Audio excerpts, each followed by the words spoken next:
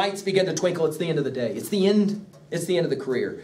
The lights begin to twinkle from the rocks. The long day wanes. The slow moon climbs. The deep moans round with many voices. And then he'll call to his mariners. Come, my friends. You can hear Tennyson speaking directly to Schreiber and Sherman from our shoe factory story. Come, my friends. 'Tis not too late to seek a newer world. Push off and sitting well in order. They're all going to row their boat together. Smite the sounding furrows. Churchill loved these lines. Smite the sounding furrows.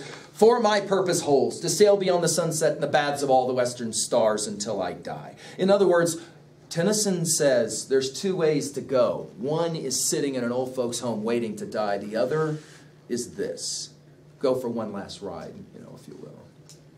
Now, he's aware bad things may happen. It may be the gulfs will wash us down. We may all drown. It may be that we shall touch the happy isles and greet the great Achilles whom we knew. He may make it to Hades, right? Though much is taken, much abides. And though we are not now that strength which in old days moved earth and heaven, we're not the young studs we once were. That which we are, we are. Really, what are they? One equal temper. He uses the language of Excalibur. The sword of kings. How do you make that sword? You temper it in the fire. He imagines the British people as being that Excalibur sword. The English people are not lost on this King Arthur reference. One equal temper, he loves this, to say it this way, of heroic hearts. He's a realist, made weak by time and fate, but strong in will to strive, to seek, to find, and not to yield. That final line there is much debate about. Is it a line that is saying go out and go strong, go hard?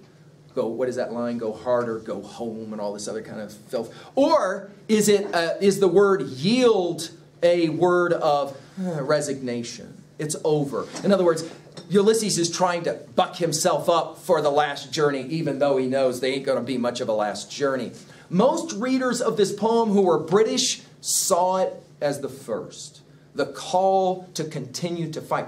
Think about it. It's quite remarkable. This poem is 1880. 50 years later is the Battle of Britain in Churchill and the Second World War.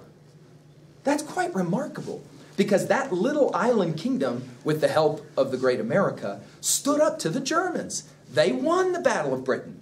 Hitler ultimately was defeated, and a new Europe was built out of the ashes, that were the devastation that, of course, was the Holocaust and the like. So it's quite remarkable that this poem, at a pivotal moment in English history, speaks so much to Schreiber and Sherman. Are you ready for this? That Sherman gets up the next morning and actually goes out and looks for other work.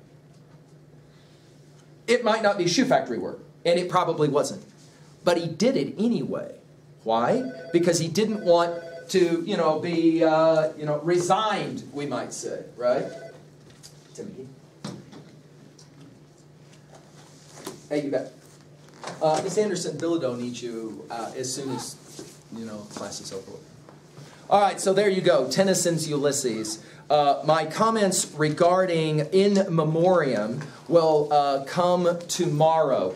Just to help you, though, these poems, are you ready for this? I'll say this for your notes. It helps you to be able to read these poems and do the annotations. These poems are all written when Tennyson lost his dearly beloved best friend. His closest pal dies. And in his grief, he sits down and writes a collection of poems called In Memoriam. And so each one of these poems will be in some ways a tribute to the memory of his best friend pal. And then the final poem that they're going to give to you, Crossing the Bar on 9/21, is probably read in more funerals than any other single poem after Tennyson publishes it.